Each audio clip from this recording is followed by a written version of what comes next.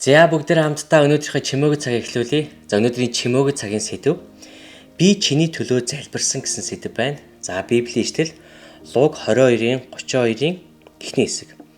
Гэсэн ч итгэл чинь цөхрөхгүй тулд би чиний төлөө залбирсан гэж байна. За залбираад өнөөдрийнхөө чимээгүй цагийг эхлүүлье. Аава бид өнөөдөр таны үгнээс суралцахаар ирлээ. Тэгээд өнөөдрийн чимээгүй цагаар дамжуулан таны үг бидэнтэй ярих болтугай. Тэгээд таны үг бидний бас хүч хөгжүүлж босгон байгуулах болтугай гэж залбирч байна. Амен.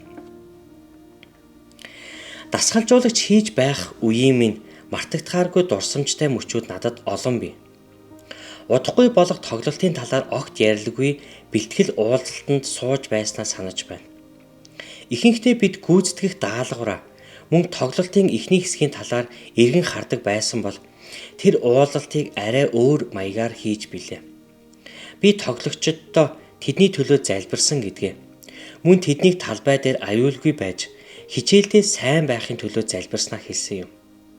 Хамгийн чухал нь тэд аврал авсан эсгээ мэдэхгүй байвал Бурхан тэднийг над руу эсвэл Христэд итгэгч өөр хүмүүс рүү явуулснаар Бурхантай ховчлон харилцах талаар мэдэж аваасаа хэмээн залбирч билээ.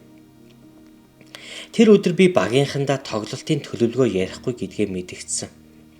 Аав өвөө, авга ах гих мэд хүндлэлийг чинь хүлээсэн хүн та нарын өмнө зогсоод та нарын төлөө залбирсан гэдгээ хэлж байгаагүй байж магадгүй.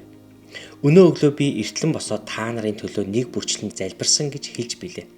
Тэр уулзалтыг удирдах байхдаа өмнө нь надад тохиолдож байсанчлан Христийн тухай хуваалцах, дасгалжуулагч хүнийхээ хувьд тамирчидаа нөлөөлөх гайхалтай боломжийг ашигласан юм а. Хэдийгээр тэр өдөр бид ялагдсан ч маш сайн тоглосон. Самбар дээрх тоглолтын оноонууд бидний бодсноор байгаагүй ч тэр өдөр бид Христийн төлөө ялалт байгуулсан юм а. Есүс Петрт өөрийнх нь төлөө залбирсан гэдгээ хэлдэг. Тэр бидний төлөө ч мөн залбирч байгаа билээ. Загалмай дээрх ажлаа дуусгасны дараа Петрийн өмнө ямар бэрхшээл тулгарч байгааг Есүс мэдэж байв. Христ эцгийнхээ баруун талын суудалд залран бидний төлөө зуучлан залбирч байгаа тухай Библиэд хэлсэн байдаг. Дасгалжуулагчийн хувьд бид багийнхаа төлөө ийм л зүйл хийхээр дуудагдсан билээ. За сургаалт төгс 15-ийн 8 дугаар ишлэл. Буруутын өргөл эзэнд адлагдах, чигт шудрах хүмүүсийн залбирал түүнд таалагдах. Иохан 17:9. Тэдний төлөө би гуйж байна. Би ертөнцийн төлөө бус. Харин таны надад өгсөн хүмүүсийн төлөө гуйж байна. Учир нь тэд таних билээ. Эфес 3:14-өөс. Иймд би эцгийн өмнө өвдөг сүгдэж, тэнгэр болон газар дах бүхэл овог отгийг нэрлэдэг түүнд залбирч байна. Тэрээр өөрийн алдрын баялагын дагуу сүнснийхээ хүч чадлаар та нарын доторх хүний хүчтэй болгон сойрхох болтугай. Ингэж итгэлээр Христ зүрхэнд тань нутаглаж, та нар хайр дотор үндэслэгдэн суйрлагдаад тэр хайрын ямар өргөн урт өндөр хийгээд гүн болохыг бүх ариун хүний хамт ойлгох болтугай. Мэдлэгийг давдаг Христийн хайрыг мэдснээр та нар Бурхны бүх дүүрлээр бэлхэх болтугай. Филиппой 1:9-өөс 11-р ишлэл.